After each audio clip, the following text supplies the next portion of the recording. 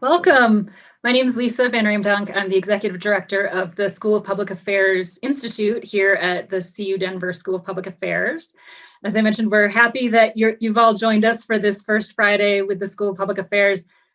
Usually first Friday breakfast when we're not in the middle of a global pandemic. One of these days we'll get back to being in space together and enjoying some local minority business, veteran businesses catering with our folks. And having some time to chat before and after. But for now, I'm just really excited to close out this year with our first Fridays with, I hope, a little hope, some stories of how government employees, government workers, government leaders have really been pivoting during this time, and some celebration of the hard work that our especially local and state government folks have been doing to continue to hold up their communities. And so hopefully that'll be a nice end to our year today. We will be back in February of next year for First Fridays. We have decided we're going to keep First Fridays virtual for what is our spring semester in sort of the academic world. So we will be virtual February, March, April, probably May. And then, fingers crossed, we'll all be back in space together in fall of 2021, but you can plan on us being virtual. And a couple of notes, we have students graduating. It's end of the semester here. We do have a lot of students who end in December. So if you're looking for some employees, we're looking for people who are hiring to take on these great students that we have. We have an email, it's spa.jobs@ucdenver.edu, and I think Emma will pop that in the chat for us. There you'll find Joan Fishburne, who is our alumni and employee relations, career services expert, and she'll be able to get that information out if you're hiring. Also, just a quick note too, a little plug for us. If you haven't noted, we have removed the GRE requirement for our master's programs. And so if you're interested in an MPA, exec MPA, et cetera, the GRE is no longer a requirement. That's especially for those of us, I went back and did a master's later in life, and the idea of taking that exam at 30 was a little overwhelming, and it was kind of a barrier for me. And so if someone that you work with or someone that works for you has seen that as a barrier, then it's no longer one. So we're excited to see those applications. Well, without any further ado, we're going to start our conversation today. If you've been at a First Friday with me, I always like a little audience participation. And so just these little boxes and not being able to see all of your faces is a little sad to me. So I'm going to add a little audience participation if you're up for it, y'all, in the audience. We're going to use a system called Mentimeter. And what I would like you to do, the stories we're going to hear today are about some government professionals who have led the pivots in their organizations, worked with the pivots in their organizations. We've all been pivoting. Let's get real, right? You're seeing a bookshelf, but behind me is the rest of my house. You have kids, many of you that are, probably sitting nearby trying to do virtual school. We've all been pivoting. So thinking about your personal pivot, what is one word that comes to mind when you think of your pivots this year? And I'm going to put in the chat box a link. If you click on that link, if you're on your computer, you will end up in this Mentimeter system, which will give you the opportunity to type in a word or two. And the system's going to create this very cool word cloud for us. So I will show you the word cloud, and as you are typing in these, let me share my screen here. As you're typing in these, one word that comes to mind when you think of your pivots this year, your personal pivots this year, could be hopeful, could be I'm exhausted. Give us your thoughts. I love it. Communication. If you are on a phone, you can always go to www.menti and then type in that code. Resilience, let's hope. Boundaries, ooh, good one, yeah. If you have before, hopefully you've got them now. Flexibility, resilience, Zoom. our life with Zoom, right? Yeah, we've had to be creative. Challenging, focusing on our mental health, anxiety, that's real, right? We're all sort of experiencing it in some way, shape, or form. In some cases, it feels disconnecting, right? Like, I just can't imagine what things are going to be like when we can be back together. I know I'm going to be desperate for lots of in-person meetings where I see people's feet. They're like whole selves. Thanks for this. So flexibility wins the day. Flexibility, resilience, growth, and patience, and some exhaustion. Well, I think we're going to hear these stories, certainly from our three panelists today. So I'd like to introduce them. We'll start, each of them we'll end up sharing a little bit about sort of how they've thought of and experienced their pivots this year. And then we've got some questions set for them as usual. And then we welcome you to put questions in the Q&A. If you can keep them out of the chat, it just makes it a little easier for us to see them. But if you put them in the Q&A, and then if you put them in the Q&A, others can like them in the sort of social media world. They can click a little thumbs up, and then we know which questions are of interest to lots of people. So post your questions in the Q&A. So let me stop my sharing. You can keep typing those in, and we'll post with the video the results. But I'm excited to bring sort of three perspectives today. Each of these folks will give you a little bit more information about their exact position, but I'll tell you their names and where they're working. So we have Karen Palus here from the City of Colorado Springs, Parks and Recreation and Cultural Services there. We have Angelo Fernandez with the County of Eagle, so city representation in the Eagle County. And then Julia Richman here with the Governor's Office of IT at the state level. So these three stories, I think we'll hear lots of different ways that they've had to rethink their work as a group and sort of what that's looked like. And I've asked them especially, because I'm always interested in sort of the organizational culture and leadership kind of perspectives. I've also asked them to share a little bit of like, what has made it possible for the people in your organization to pivot? What have been the challenges, and what are some of those leadership qualities? Always an interest of mine. So we're going to start, Karen, if you don't mind, and just share a little bit about, the background and an overview of just one of the major pivots that your organization has had to make in this first year. Thanks, Karen. Good afternoon, everyone. I am Karen Palus. I'm the Parks, Recreation, and Cultural Services Director for the city, and I've had the pleasure of being here in Colorado for the past 9 years. Never thought I'd expect to be handling a global pandemic as a Parks Director, but it has definitely been a challenging, interesting, and dynamic year for all of us in the profession. I have the privilege of working with a significant amount of folks around the state, and we've had great conversations, great dialogue as we all try to manage and move through the definite daily changes that we're all experiencing. So I would try to refer to, I guess, my first major pivot in our organization is really how do you adapt to the numbers that we were seeing and dealing with, because with the support of the governor of stay at home, but in the great vast outdoors, right? Guess where you all have been? You've been outside with us. And so, which is wonderful. And we were so fortunate to be able to keep so many of our facilities open, correct?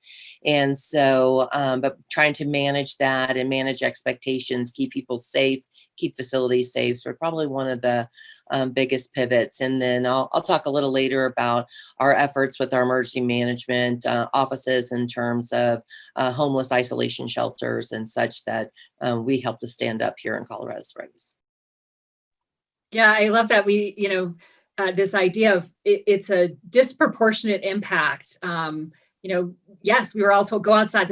Outside is the safe place to be. And so it's your job to make sure it actually is the safe place to be for us. Yes, absolutely. That's a lot of pressure, right? Yeah. We rose to the challenge, though, here in the Springs. Well, we're excited to hear a little bit more about that coming up. So let's see. I think, Angelo, if you could share next, sort of what have things looked like in Eagle County and a little bit about that background. Sure. Good afternoon, everybody. I'm Angelo Fernandez. I'm one of two deputy county managers for Eagle County government. And so that is where, two major resorts are, Vail Mountain as well as Beaver Creek Resort. And Eagle County has, the Department of Public Health and Environment in it. So Eagle County Public Health and Environment. And so we've been really leading the COVID response for Eagle County here over the last year or so. And, I think I break it up into three different categories where I think we've seen the biggest pivots and the biggest successes as an organization. And while I think we pivoted huge in these areas, I also think prior we thought we were doing such a great job in these areas, right? And not that we weren't, but this pandemic has really just kind of exposed where our gaps really are, and we've had to really innovate in those spaces.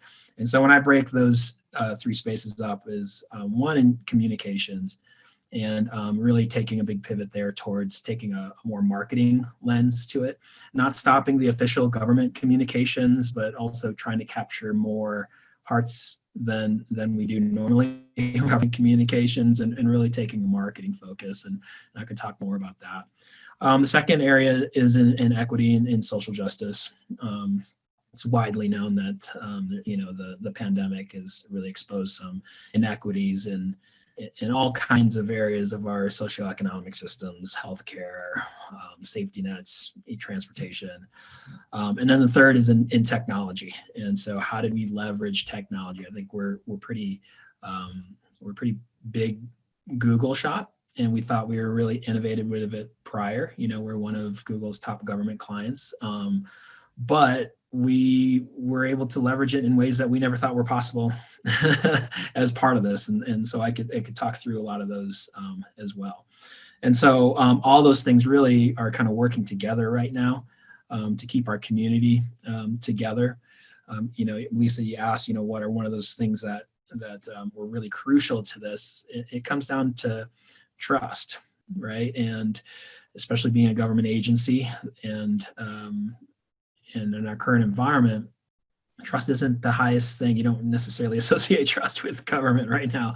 But, myself and our county manager, Jeff Schroll, we've been kind of joking about this of like, hey, how much has these last 20 years in Eagle County of building trust really been paying off right now? We've been calling people that, we've been working with for a long time. And then there were people that I was calling, especially early in the pandemic, that I hadn't talked to in 15 years, right? When PPE was scarce, and my former career was in that kind of risk management, health and safety realm, and I called some people that really came through in some crucial situations for us. And so that was just kind of a small story of really all of us as an organization, just cashing in those trust chips, right, that we've been building up for so many years. So I think we can talk a little bit more, but those are the three areas. Thanks, Angelo. Yeah, you're making me also think about that social capital that we've had to spend, both personally and then also as our organizations in order to get the things that we need in our communities. Great. Julia, how about you? Yeah, I think I can think of three pivots in addition to some personal pivots. I actually changed jobs in February, so it was really a weird time. Getting to know my coworkers for a month before moving remote, and a little bit of a strange start to a job, which has a broad title. I am currently the Chief Strategy Officer for the Governor's Office of Information Technology. So broad portfolio, but what I ended up spending a lot of time on was helping the 30,000 employees of the state try and think about what the nature of work needed to be in the pandemic. And we ended up with about 15,000 employees working remote, some or all of the time. So, major pivot in terms of just how we think about government and government services, how we engage employees in work. And that has resulted, at least for our agency, in really thinking about the future of work and what we want to be as an organization. Now that we've seen we can be effective remote, and in fact, our service levels went up, what do we want to be in the future, and how do we sort of build from scratch versus kind of rubber banding back to where we were. The last thing that that really comes to mind in terms of the pivots for this year is I actually joined the oversight board of the public safety departments for the city of Denver in February. Again, a very interesting time. So really interesting timing for me this year. And I'm sorry for being late. That's where I was. We're having a public forum next week if anyone is interested in the findings, oversight findings for the George Floyd protests. But really thinking about social justice in, our service provision as a state, thinking about equity and access for our employees, and thinking about how we build an inclusive work environment when, now you're supposed to depend on your home resources to be able to do your job.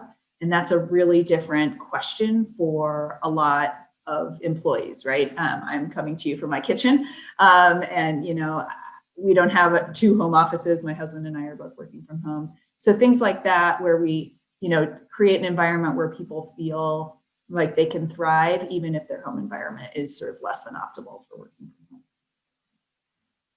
Yeah. And you're also starting to bring up some of that employee perspective too. Karen, any reflections hearing some of the, the thoughts that Angelo and Julia were sharing from your end as well? Yeah, I think you could see me nodding along. I think most of our organizations, whether it be city, county, state level, are all trying to address those similar issues, looking at ways that we can be higher performers under the circumstances of working from home. And as you mentioned earlier, Lisa, many folks with their young children and older children. I happen to have a 14-year-old that I thought, hey, that e-learning is going to be super easy, but guess what? They've got so many other distractions. So it's been, a little more challenging. And I think we're seeing that across the spectrum of our employees, and just trying to be open and dialoguing with what the needs are for them, so that they can continue to be successful, I think has been really key. So appreciated everybody hearing everybody else's stories, because I think we all identify in one way or another those same kind of threads throughout the last 9-10 months. So yeah. I think the other thing that I noticed too, that we know about government, is that we don't get that break moment, right? We've seen some of our business partners been able to say, all right, hold on one second, we're going to close up shop for just a day or a day or two, and we're going to get our ducks in a row and figure out what we're going to do, and we'll be back. I've certainly seen that with restaurants and businesses up in my neck of the woods outside of Denver, and we don't have that luxury, right? Like as government entities, like things have to continue to move. At the same time, we have to be making these changes. So it's just a little different dynamic than our business partners sometimes have. Not all of them, but some of them for sure. Well, let's get a little more specific into some stories. So give us some meat, give us some examples of something that happened that it doesn't always have to be that it worked out great, but something that happened that is a clear example of this kind of change, this kind of evolution that we've had to go through. Karen, do you want to start us with a specific example? Sure, I'd be happy to. And I think one of the ones that I'm really proud of, actually, in terms of the ability to respond quickly. And I think Angelo actually kind of mentioned about those relationships and those folks that he was reaching back out to, right? How many years later? I think that's one of the key things in any type of emergency response, crisis management, and such, as having really good relationships with individuals, organizations, private funders, and such. And so we have, as part of our continuity of operation, we have a couple of community centers, recreation centers, and a city auditorium that if we were dealing with other type of emergencies, we would turn into shelter type facilities and or temporary stand up for some of our nonprofits and food service and some of those kind of things. And so we looked at facilities in which to create a homeless isolation shelter. So those of us that in our community that are experiencing homelessness needed a place. They didn't have a home to go home and isolate to, right? And so we worked very closely with our Office of Emergency Management, and within a weekend, we started on Friday that nope, we weren't using any Parks and Rec facilities. To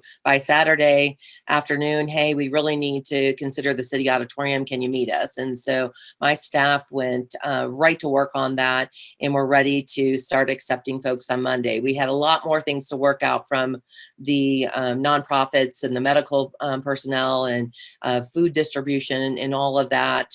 We've got about 25 different organizations that came together to create that homeless isolation shelter. We provided the facility in the safe space, but they provided all the other resources, from the library providing laptops, for folks to be able to still be able to get online if they needed to resources like books and games and something to keep them busy. They need that safe space as well, and all the medical staff that came on board, to our food services with Catholic Charities. And so working with our homeless outreach coordinator, Office of Emergency Management, and like I said, 24 to 5 different nonprofits coming together, we were able to stand that up. And it's seen over 75 different unique individuals throughout the course of it. Right now has been our biggest folks, a population coming in. I think we're sitting at about 29 folks currently. We're seeing, I think most folks are probably familiar, but El Paso County is seeing a significant rise, and we're trying to mitigate that, not only in our homeless population, but throughout our entire population. And so making sure we had a facility that we could stand up in March, but then also be available for us when we felt that surge might occur again in October was key when trying to pick out the facility. It wasn't, it probably wasn't the best, most conducive facility. You had some ADA issues, shower issues, but we overcame it all, right? And everybody working together really provided that safe space with all of the resource and the support that our individuals experiencing homelessness needed, so that they could as well recover from COVID.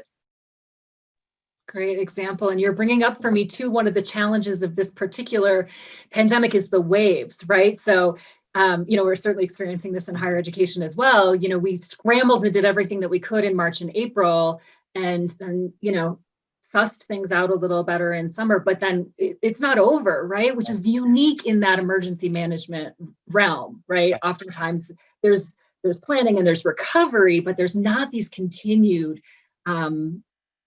incidences that are all tied to the same thing, right? Right. Really powerful. Thanks, Karen. No, happy Angelo, to. can you help us get just a little more specific? Give us an example of one of the things that have happened in Eagle. Yeah, so it ties together, our equity and social justice work with communications, and so being a resort community, we have a influx of visitors, right? And then the seasonal workforce, and then the year-round workforce that we need to communicate to. And 30% or more, probably more, but last census, 30% of our population is Spanish speaking, of the Latinx. And we thought we were good with language justice in the past. You try to put everything out in Spanish, and there's pockets of our organization that are obviously a lot more well-versed than some other pockets. But what we had found was, especially when the pandemic first started, you're on your heels quite a bit, right? You're in a very reactive mode, and you're trying to, this is, if you think back, it seems so long ago, but thinking back to how much we knew back then to how much we know now, it's like night and day. And when I think back to then, we were on our heels a lot, and a lot of it, we say it all the time, is this is as much a communications emergency as it is, a public health emergency. And so when we were trying to strategize, like, how do we reach our entire population? We started to bring in a marketing focus. We had stood up a bunch of different weekly calls, right? We had our EOC call. We had our town managers call. We had a call with the Vail Valley Foundation, which was like a business sector task force. We were with policymakers. We were with healthcare, and a lot of the information that was coming out of these meetings was always getting put out in English and Spanish when we were doing good. But then we were also just missing this kind of bigger part of the community, and not everybody tunes into the official government communications. Even if they are, they just tune out of it because it's got a certain tone to it. And so we thought we would start bringing in some marketing resources to do that. So we, when we were soliciting RFPs for it, our lens of equity and social justice and language justice specifically in this instance, it's hard to find marketing consultants in our area especially to do that, where they know the local community, they know the local economy and the businesses that thrive on that local economy. And then when you start to find someone, you're looking for someone who also has the ability to do it in linguistically correct as well as culturally relevant ways, your options get pretty limited. So we had started looking at some Latino-owned, Latino-run businesses out there. And when we did, we found an organization that was, their name was Rocket Publicidad. And they had a 719 area code. And the gentleman who was working with us actually had grown up and was from Salida. So he was very familiar. Now, the business is out of Guadalajara, Mexico, but he grew up and was very familiar with mountain communities, Vail in particular.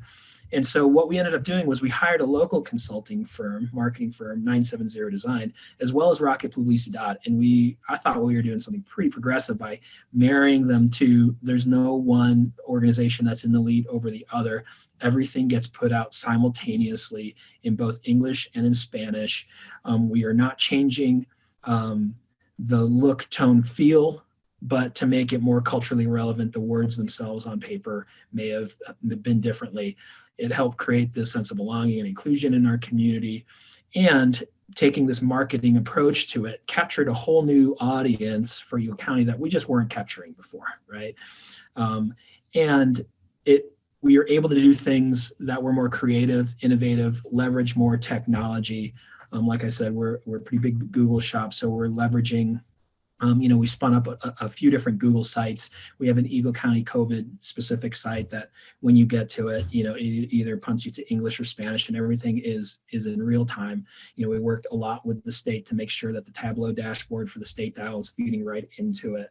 And information is out there kind of instantly now. And it's in both English and Spanish. And just this kind of partnership that we had pulled together between two different marketing agencies to really help serve our community was something huge, right? And they were able to help support each other to make sure that the firm that wasn't in the Valley understood the local environment, the business, the businesses, the economy, and then vice versa, that our local marketing firm was also aware of the cultural relevancy of some of the messaging, obviously the linguistic quality of the messaging that we're putting out there. And now what we've seen start to happen is a lot of those same philosophies are starting to bleed into our other government communications. It's also just jump-started some internal initiatives. We passed a big bilingual pay policy this last year, because what happens in these emergencies is you don't have enough Spanish-speaking employees to do it all in the functions where they're supposed to be. So what do? You lean on your Spanish-speaking employees to be motor VTechs, to be public health people when their training and their experience isn't there. So we thought that was just, big inequities happening within our organization. And so we were making sure that we were adding resources, support, so that wasn't happening anymore. We spun up a bunch of different contracts with local translators, interpreters for when we needed them. And then we're recognizing our employees who were actually helping in those situations that wanted to, that they were getting, rewarded and recognized for the work that they were doing there. And so, a lot of these things kind of just been working really together. And, they've been pretty big pivots for us in areas that we thought we were actually doing well. And when you talk to other agencies in our area, they're like, oh my gosh, you guys are doing such a great job there. But then when internally, like, yeah, but we have such a long way to go still. But, like we were talking about prior to the call starting, we're all learning together. It's a work in progress. And again, making sure that we are reaching the community that we serve, that they see themselves in our messaging going out. We're doing a lot of storytelling. We have what we call a behind the mask campaign going on right now, where we've got both Anglo and Latino residents in law enforcement, in healthcare, in business, people who've gotten COVID telling their story of why it's important and how they're protecting the community and how COVID may have impacted them. And we're really picking up a lot of traction with that. And our analytics on the back end is showing a huge amount of engagement. And it's shining a light on the actual equity work that's going on within the county in our public health department.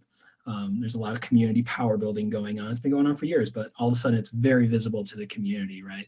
It's an initiative that we call Mi Salud Mi Charco, which is, my life, my puddle.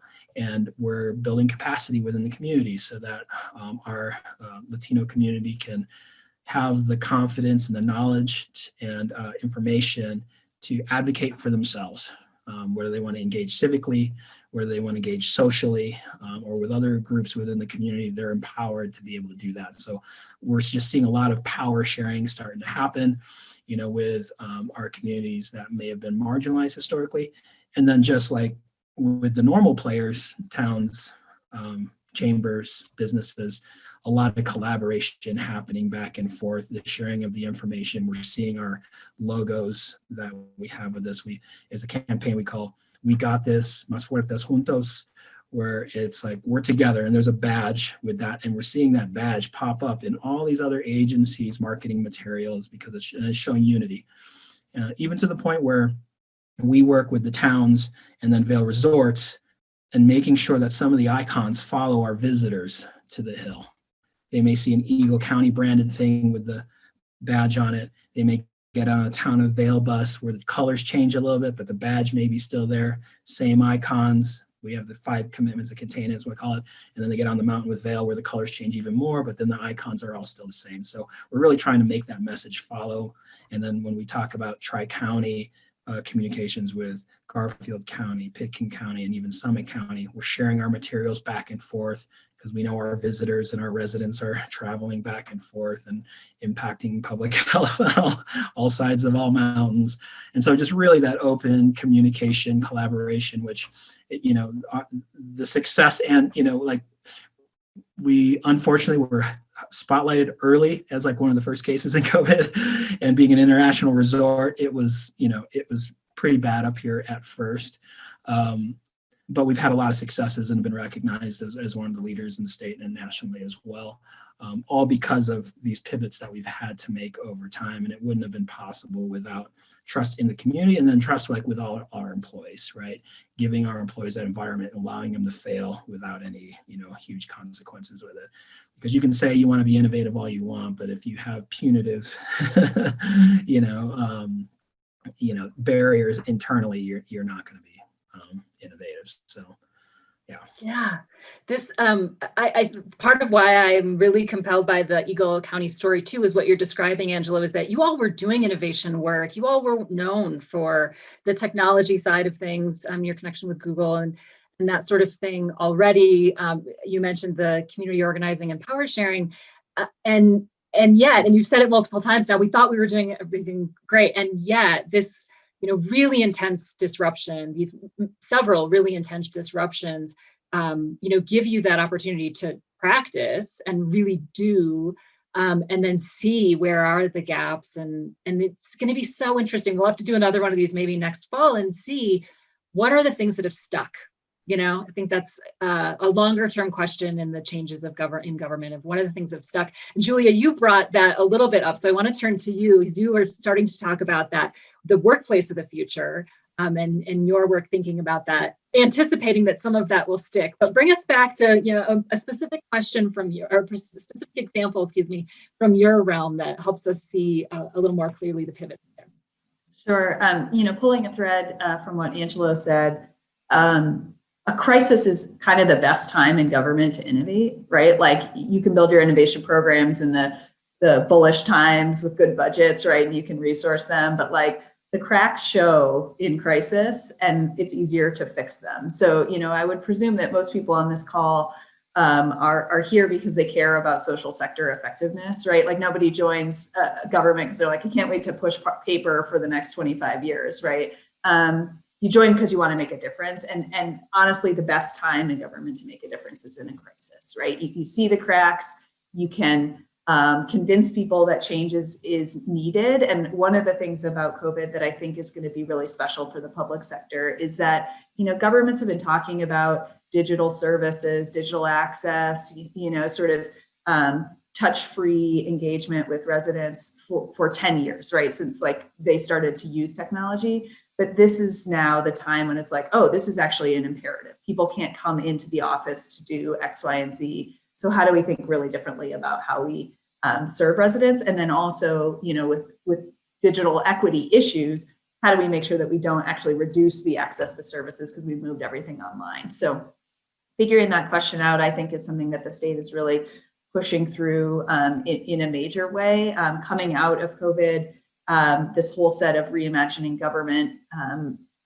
commitments have come out of the governor's office. And one of those is increasing the number of digital interactions that the state is having with residents over the course of the year. And we, set a target of 100,000, which is kind of a low ball.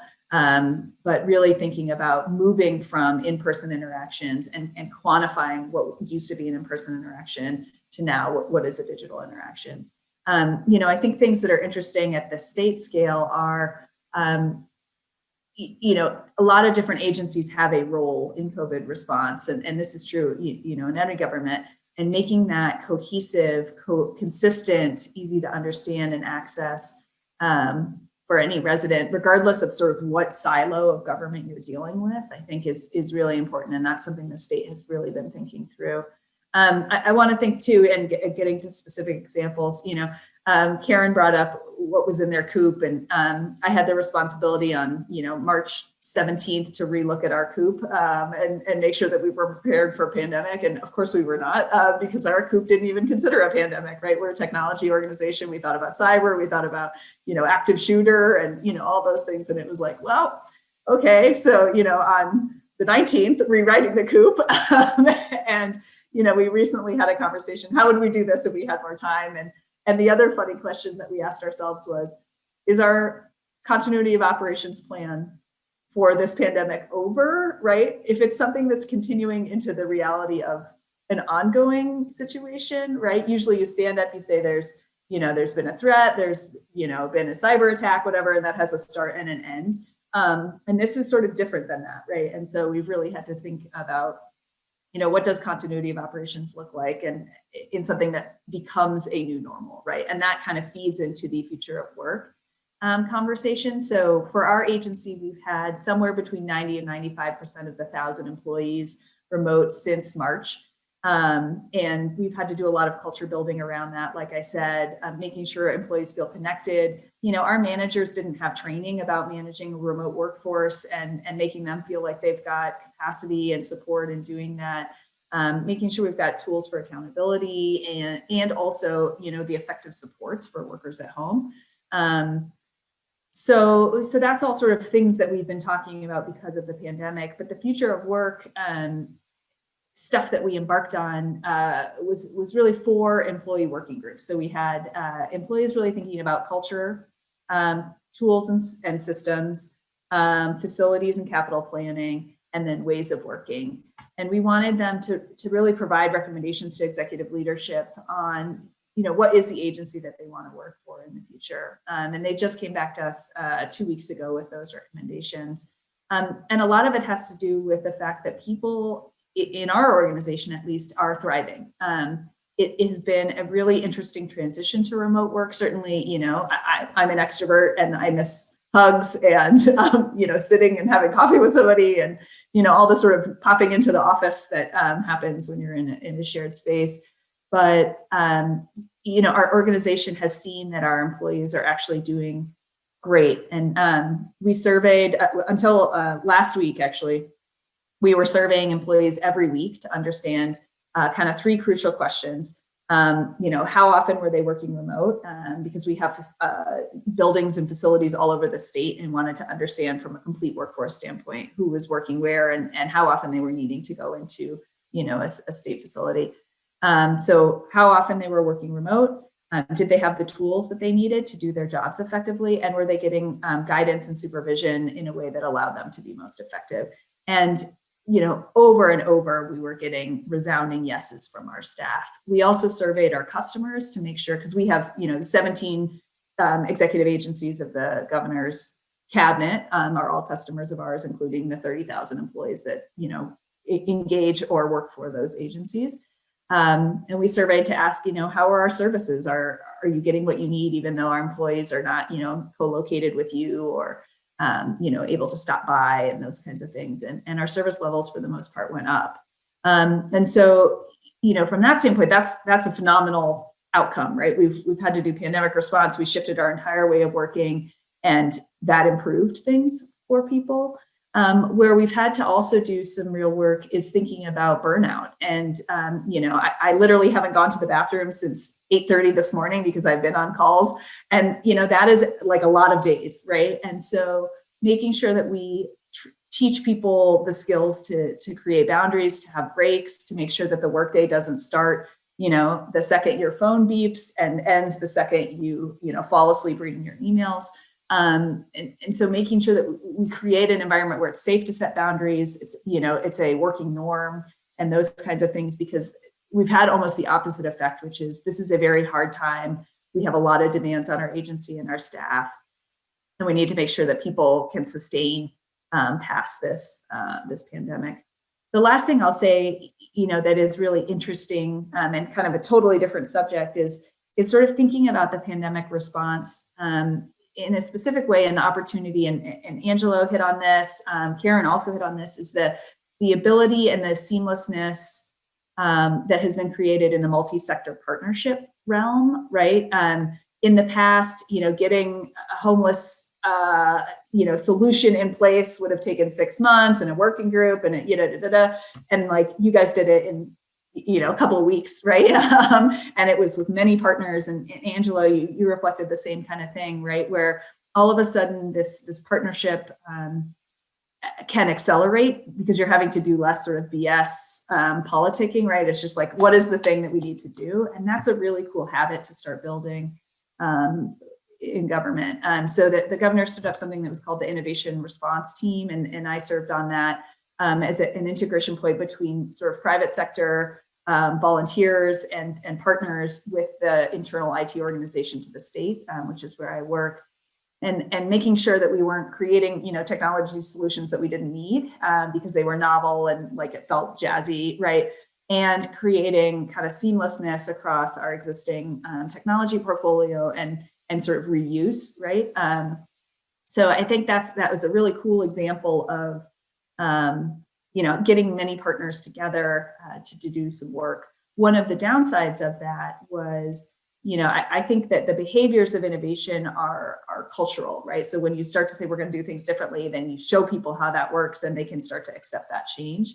And in the case of the Innovation Response Team, one of the challenges was we were moving so fast that I'm not sure we got the chance to really like onboard and show people why it was cool that this was different, right? And feel like that's a real missed opportunity. So going forward, I'm really excited about, how do we start to really indoctrinate is the wrong word, but it feels like, show that cultural relevancy of these sort of multi-sector partnerships and how that can be an enduring habit. Yeah. Oh my gosh, so much. You all, I'm just taking all kinds of notes. I want to name for us something that I've heard you all talk about that I think is core to local and state government, especially, which is sort of a little bit more my realm, and that we definitely teach our students. So those students that are listening, the measures, right? We've heard from all three of you that the tracking that's happening on the back end, the employee survey, the tracking numbers, Karen, in just sheer numbers, just counts. Angelo, the being able to measure engagement by your analytics. And that's some of the foundation of that. The more that we're able to set those foundations, I think someone said in the boom times, or at least not in the major crisis times, I'm hearing that story too. So I want to call that out. Julia, you've moved us a little bit, and I want to do one more quick round. We have not too many minutes, about 12 minutes left. One more quick round of everyone, and I'm kind of combining a couple of questions that I'm seeing in the Q&A with this question. And so that is, what are the things that you feel like are going to stick? So I've already heard you naming a couple of things, but let's get going. What do you think might stick? Whether it's a culture, expectations, or service, or a way of serving, a way of working. And then as we're thinking about this potential transition back, I think Tammy's question on the Q&A is, are we thinking about that yet? Are we even at the point where we're thinking about what transition back might look like? And I kind of joked, we're sort of thinking about it in like what First Friday breakfast might look like into transition back, but not yet. And are you there? And if so, is there a nugget there that you could share with us? So just a couple of minutes on what might be sticking, and then are you already thinking of that transition back? Karen, you want to get us started on this round robin? Sure. Okay. So what might be sticking, and then are we planning for the future and hopefully the transition back to, I guess, what we are calling the new normal, correct? So a couple of things, I think, in terms of operations and a way our government's operating, the way we're communicating. I think one of the things we've done really well is the communication strategies, and really working together. Again, I think going back to some of the things Angelo said in terms of making sure you're communicating to all populations, and some of the ways that we've done that is multiple different campaigns that we've worked with all those partners and such on. And I think some of that communication, that strategy around those communications, I think that will stick and move forward. I think there's been a lot of relationship building in that forum in terms of especially with our public health folks, our universities, our hospitals, our city and county government. And so I've seen some really good synergy with those organizations coming together throughout this process. And so I'm very hopeful that that will stick, and that we'll continue to see that not just in crisis, but in everyday interactions when we need to work together to solve, many issues within our communities, right? So that's one hopeful. I also am hopeful because of my role and my team's role, is that so many folks that are utilizing our parks and facilities, that they continue to do so. I mean, I have heard story after story of folks that have been out exploring in their neighborhood, getting to know their neighborhood park and their neighbors. They've lived there for years, and until they started walking the loop behind their house or headed up to the park with the kids to get a break from the e-learning, they really hadn't maybe explored that before or had those relationships with their neighbors. And so I'm really hopeful, and that's just, that weighs on my heart, that will continue to be the case, and folks will again get out in their community, utilize those parks facilities, and I think they're seeing the benefits of their mental health, right? Being able to be with their neighbors, being able to in a safe way, right? And being able to be out there with their families and enjoying that time together. So those are two of the things that I hope really stick, because I think one really helps us continue to thrive and work together to solve big issues, right? And two, really helps our community as a whole keep that mental health, that healthy lifestyle, and that active lifestyle. So those are the two. Are we planning for the future? Absolutely. I get the pleasure of working with our community, and this is one of those things that we're really looking forward to. 2021 is our 150th sesquicentennial celebration in the city of Colorado Springs. If I would tell you planning comes from a virtual aspect, that we're planning for a virtual scenario, hoping we won't be there, to plan B be, level up? What are those celebrations throughout the years look like? How do we start to bring people back safely into our facilities at higher numbers when we're able to do that?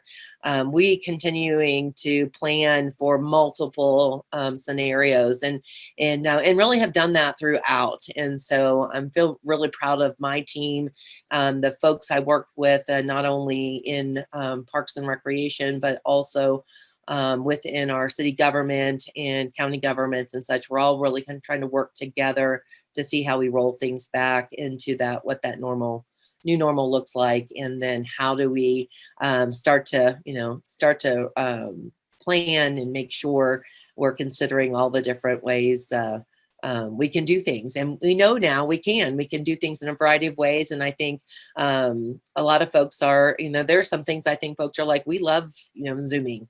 And these are the kind of meetings we like that. I love the personal touch. I miss hugging my friends and my family and seeing people out and about working together and playing together.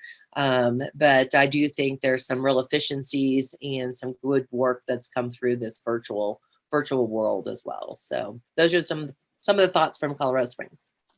Thanks. Yeah, you're bringing up a lot of these tensions. I think, Julia, you had mentioned that, when your phone buzzes in the morning I love these, when you fall asleep reading your emails, right? And Karen, you're talking about, sort of the opposite. There's tensions here in this. Yeah. So Angelo, what do you think is going to stick?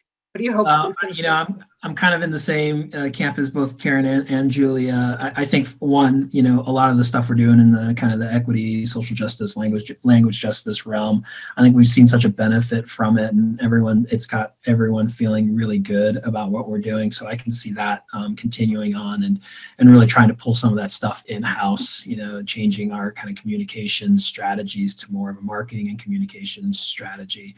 What we're selling is different, right? It's a sense of belonging in our community, stuff like that, but it's still a lot of the same strategies to supplement what we've been doing for a long time.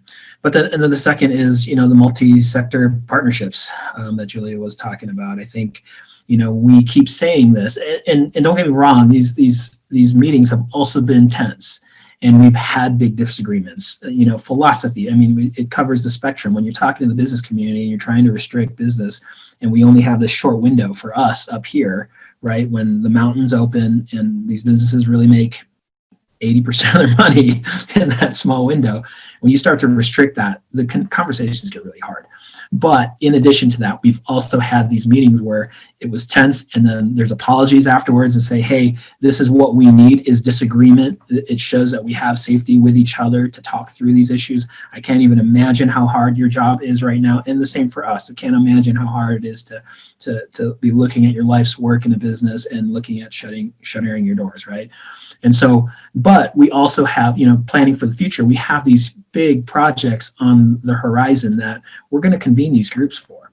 So a big one that we have kicking off right now is what we're calling our VISTA project. It started out as an economic recovery project as part of COVID, but it's really evolved into this, future planning for Eagle County government. What's our vision for the future, and how does that inform our comprehensive plan, which we're rewriting right now, our land use regulations, housing guidelines, transportation plan, things like that.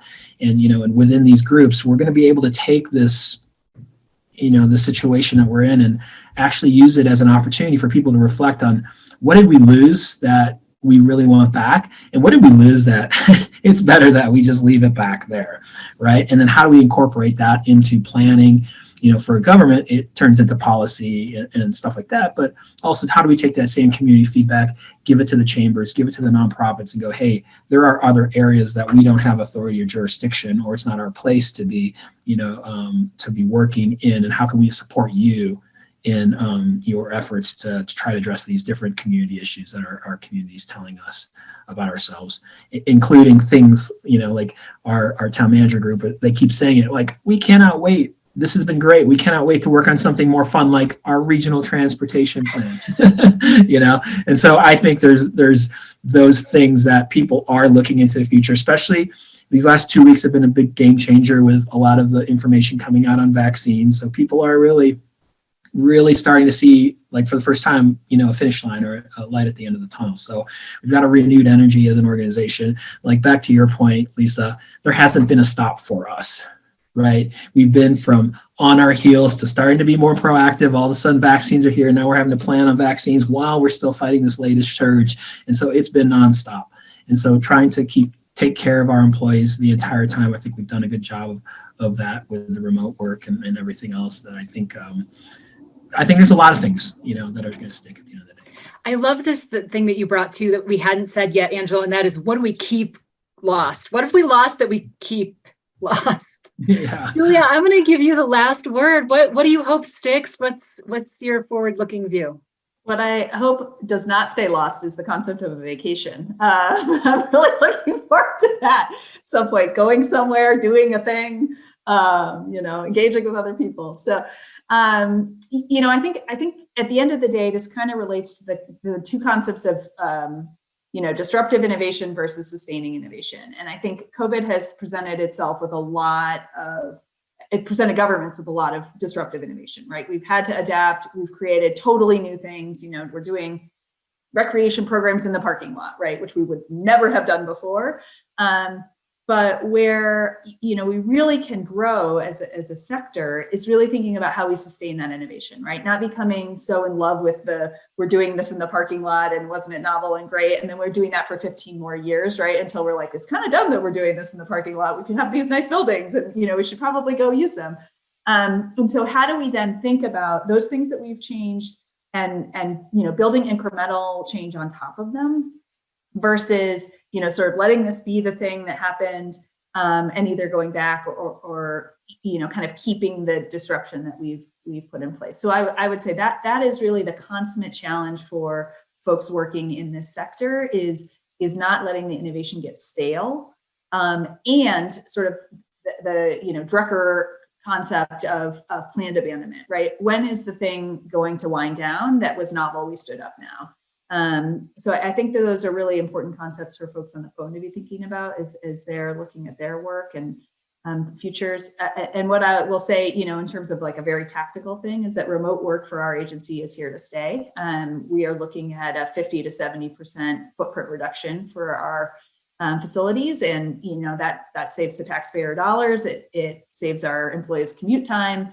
There's a lot of benefits to that. And then thinking about new ways of working on top of that, how do we collaborate in new ways when we don't all have cubes next to each other, for example. And I think that's a really exciting thing for us to look for in the future. Well, I so appreciate the three of you sharing with me a little bit of hope for the future and just, sharing your stories of both a little bit of the struggle. I think Angela said it's been hard. We know that. And you guys, local and state governments have been doing some really amazing things. And so there was a note, asking, will there be more of this, more of the sharing? And I think that is one of another step, right? Is that making sure, Julie, I'm sure everybody would love to see the results of what you all think is working in the future. And so how does the school, I think, do we have a role helping you all share your work with each other as this continues to move forward. So thank you so much for taking the time today to share your stories. I know you all have to hop off. Thank you, everyone else. Thanks for your little bit of engagement at the beginning. And we will see you in February during the new year. Be safe, everyone. Thanks so much.